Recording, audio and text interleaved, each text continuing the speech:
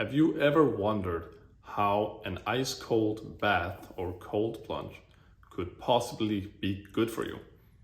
Well, today we're going to answer that by diving into ice baths through the lens of hormesis. So let's get started. Now, first of all, let's talk about hormesis. So it's a biological term that essentially means that a little bit of stress can actually be beneficial to our bodies. Essentially, it means that what doesn't kill us makes us stronger in the right doses. And I'm not talking about the kind of stress that you might feel in your everyday life, like financial stress or worrying about your mom finding your browser history.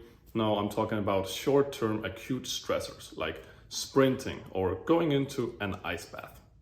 Now, you might be wondering, why exactly ice baths? Well, I'm gonna tell you. Ice baths and deliberate cold exposure provide a very potent hormetic stressor. An ice bath also provides a controlled environment where you can control the duration and then the amount of stress that you're gonna go through in order to trigger hormesis. You're obviously not going to sit in there for hours, but a couple of minutes and you will trigger hormesis, you'll reap a lot of benefits, and you'll be much better equipped to take on other kinds of stress. All of a sudden, you're not so worried about your mom or the financial situation. The great thing about hormesis is that when we go through one kind of stress, it actually prepares us for going through all other kinds of stresses as well. This is called cross-adaptation. So when you go into ice cold water, you actually increase your tolerance towards heat as well. And you also prepare yourself for all those other stresses that we talked about. And when we go into ice and the other forms of hormesis, it acts on some of the same pathways that antidepressants might act on. Our norepinephrine spikes, our dopamine levels go up when we go into ice. And it can be a very, very great antidepressant. It has already been proven that going to the gym and working out is more effective than taking an antidepressant. And as I said, the ice bath in cold water, the chemicals that are released in your brain during this period when you're immersed and afterwards act on some of those same circuits, and they wake them up, right? You get woken up and you start feeling good. And that is the power of hormesis.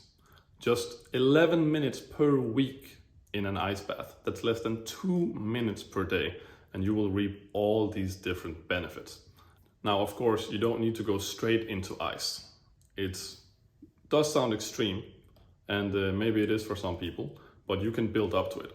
Start out by taking a 15-second cold shower after your regular warm shower. Then build up, go 20 seconds the next day, then 25. And then in a few weeks, you'll be at 2 or 3 minutes, and then you can graduate into ice. Now, of course, there is a sweet spot. You don't want to sit in icy water for hours. You don't want to do fasting for months. There's a tiny chance that could be harmful, but you want to do these things in small bursts or intermittently, right? So sitting in an ice bath for 2 to 10 minutes is great. Sitting in there for hours is gonna be harmful. And that's kind of what the principle of hormesis is. When we're exposed to an acute short-term stressor, it's going to strengthen us.